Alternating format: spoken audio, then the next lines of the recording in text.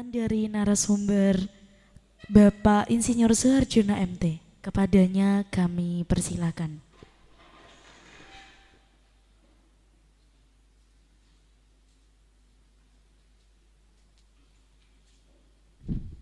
Bismillah. Assalamualaikum warahmatullahi wabarakatuh. Bismillahirrahmanirrahim. Alhamdulillahirabbil alamin arrahmanirrahim maliki yaumiddin. Iyyaka na'budu wa iyyaka nasta'in ihdinas siratal mustaqim. Siratal ladzina an'amta 'alaihim ghairil maghdubi 'alaihim waladdallin. Amin. Allahumma shalli ala sayyidina Muhammad wa ala ali sayyidina Muhammad. Baru kali ini narasumber diminta untuk ngasih sambutan. Tapi saya sangat berprasangka baik karena kalau saya sebagai narasumber memberikan materi itu untuk peserta. Nah, biasanya pada saat nanti saya ngasih materi, beliau-beliaunya sudah tindak semua, sudah. Jadi sambutan itu mungkin secara ringkas nanti wajah saya akan banyak menghadap ke sana. Begitu, Nji. Dan mohon maaf kalau saya belum pandai memberikan sambutan karena baru sekali ini memberikan sambutan, dan Pak Kiai Nur Akhlis ini belum mengajarin saya untuk protokolernya tata cara memberi sambutan. Ya, yang jelas yang sangat kami hormati Bapak Bupati Pemerintah Daerah Blora atau yang mewakili. Yang lain idem seperti Pak Kiai Nur Akhlis tadi. Supaya cepat juga. Begini Bapak-bapak, jadi saya ingin menyampaikan sesuatu yang sangat penting sekali dan sangat menarik bagi kita semua kepada beliau-beliau yang nanti beliau-beliau itu akan mensupport kita. Akan mensupport kita dalam kerangka menjadikan masjid-masjid lingkungan NU terutama itu sound sistemnya nikmat, ya, nikmat. Jadi kriteria itu nikmat. Nikmat itu nyaman itu tidak terlalu keras, tidak terlalu pelan, secukupnya, kemudian jelas dan enak.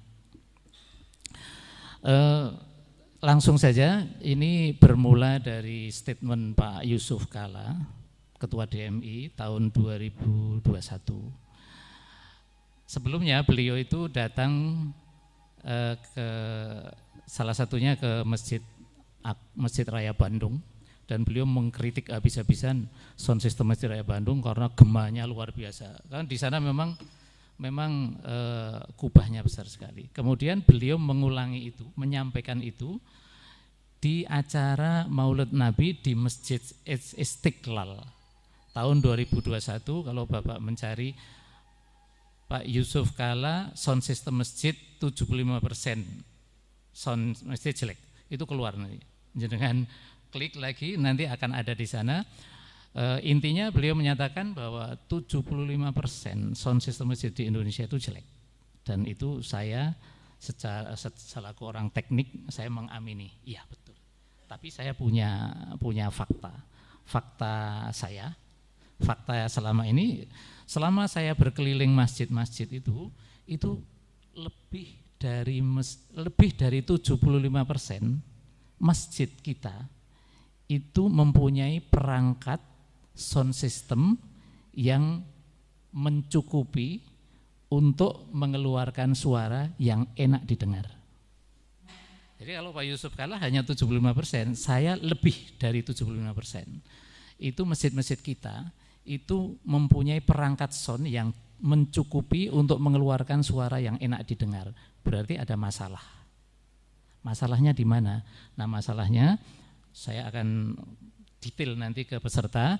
Nah, globalnya ke bapak-bapak supporter kita. Masalahnya itu ternyata sederhana, Pak. Sangat-sangat sederhana. Masalahnya adalah penempatan speaker tidak pada tempatnya dan tidak pada arah yang benar. Itu saja. Hampir semua masjid itu punya perangkat yang mencukupi untuk mendapatkan suara yang enak didengar. Tapi penempatannya itu yang kurang tepat, termasuk ruangan ini. Ruangan ini nanti, ini saya mendengarkan satu demi satu speaker, suaranya bagus Pak. Speaker yang ada di sini yang bunyi 1, 2, 3, 4, saya deketin semua, suaranya bagus.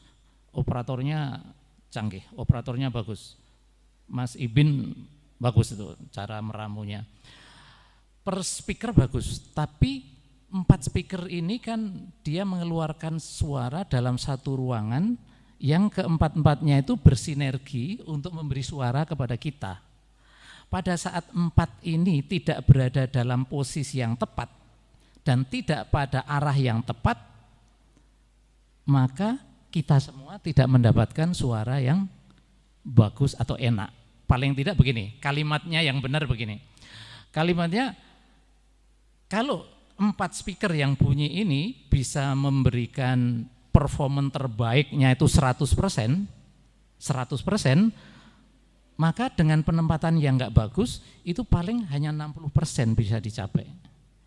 Nah, dengan nanti training saya akan sampaikan, insya Allah Pak, nanti kita mengakhiri pelatihan ini itu dengan praktek. Apa prakteknya? Prakteknya itu membongkar langsung yang ini.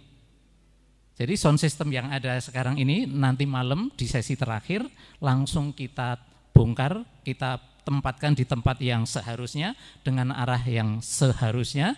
Nanti bapak-bapak akan mendapatkan suara yang jauh lebih enak dari yang sekarang. Dan itu sudah terbukti dari mana-mana, saya sudah membuktikan itu semua. Jadi saya usul ke Pak Kiai Nur Akhlis, nanti setiap kali kita mengadakan pelatihan itu diakhiri dengan praktek langsung membenahi. Kalau gedungnya yang dipakai pelatihan belum bagus, langsung kita benahi, atau masjid terdekat. Sehingga setiap kali ada pelatihan itu ada kenang-kenangan.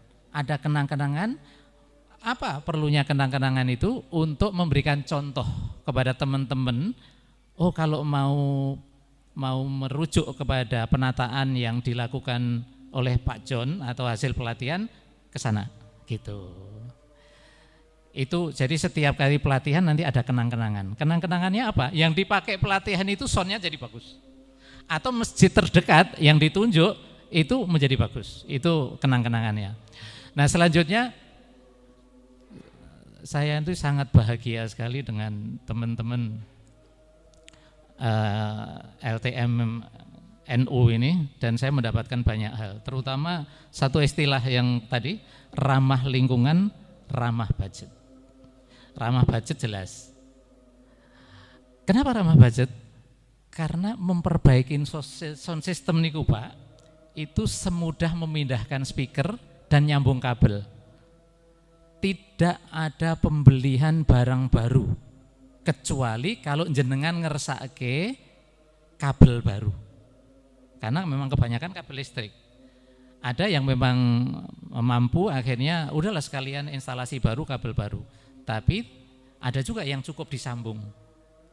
Jadi memperbaiki sound system masjid itu semudah memindahkan speaker dan nyambung kabel. Niku Pak, kenapa yang kita sebut ramah budget? Ramah lingkungan, saya sudah menata lebih sekitar 35 masjid lah, dari masjid gang kecil sampai masjid Raya Bandung. Masjid Raya Bandung niku kula njen, Masjid Agung Kota Madya Bandung, Karawaci, kemudian mungkin jenengan ada yang pirsa Masjid Riyad Solo niku kawula ingkang nata, Masjid Asgaf Solo nggih. Nah, ramah lingkungan itu ada dua Pak Kiai Nur. Pertama, ramah lingkungan yang tadi, sehingga lingkungan kita tidak terganggu. Yang kedua, ramah lingkungan dari sisi perangkat. Jadi biasanya kalau saya menata masjid, itu saya tanya, di gudangmu ada enggak speaker-speaker yang sudah enggak dipakai? Keluarin. Nanti saya cek satu-satu, kalau masih bagus kita pasang lagi, hasilnya bagus. Contoh nggih. Niku Masjid Agung Kota Madya Bandung, sekelas Kota Madya Bandung.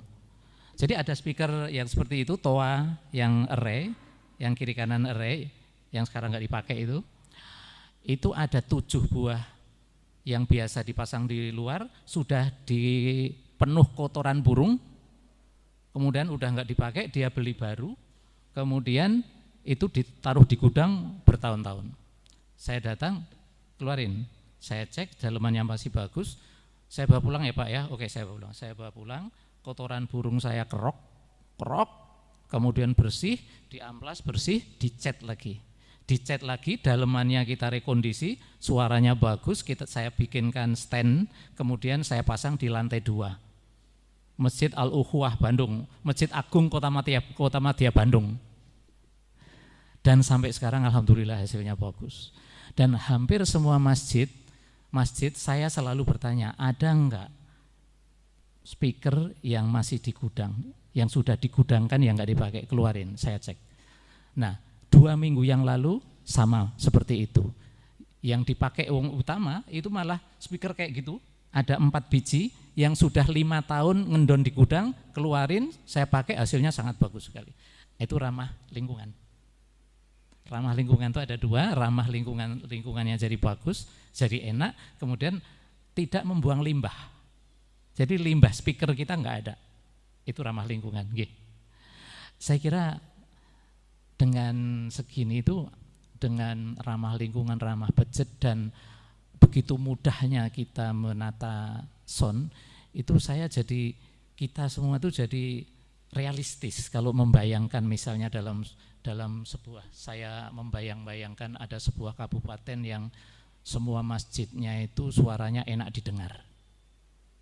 Semoga nanti Blora Pak, semoga Blora ini menjadi pionir, gerobokan juga ya Pak Kiai, gerobokan insya Allah, itu menjadi kabupaten sebagai pionir untuk bisa disurvei, bisa didata bahwa kabupaten dengan sound system masjid yang hampir semuanya nyaman didengar suaranya.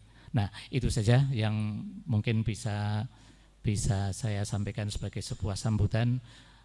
Nanti detailnya bagaimana tadi semudah memindahkan speaker sama mengarahkan kembali speaker, itu detailnya nanti untuk peserta. Tapi yang judulnya untuk supporter kita semua, semoga kita semua nanti bisa saling bekerja sama, kita juga bisa memenuhi harapan dari LTM PWNU Jawa Tengah, dan insya Allah ini semua kita dedikasikan untuk umat. Saya sudah mengundurkan diri dari dosen Politeknik ITB, jadi sebetulnya kalau ngasih predikat saya itu paling tepat alumni ITB, itu paling tepat, langgeng itu enggak akan berubah-ubah. Saya mengundurkan diri dari dosen di usia 47 tahun, di tahun 2012, jadi udah lama. Tapi memang saat itu dosen Politeknik ITB itu ada, jadi itu enggak salah. Tapi saya kuliah S1 di ITB, S2 di ITB, dosen Politeknik ITB selama 21 tahun. Dan memang dalam bidang elektro. Jadi saya mengajar kabel itu lebih dari 15 tahun, mengajar tentang radiasi gelombang itu lebih dari 15 tahun, mengajar tentang pantulan gelombang, tentang medan elektromagnetik hampir 20 tahun juga. Jadi insya Allah saya menyampaikan nanti itu basisnya adalah basis ilmu. Basis ilmu itu artinya apa? Kita mengikuti kaidah sunatullah yang ditetapkan Allah. Ukuran-ukuran Allah yang ditetapkan di dalam gelombang suara. Itu yang akan kita sampaikan insya Allah. Ya cukup sekian. Mohon maaf kalau ada hal yang tidak berkenan. Assalamualaikum warahmatullahi wabarakatuh.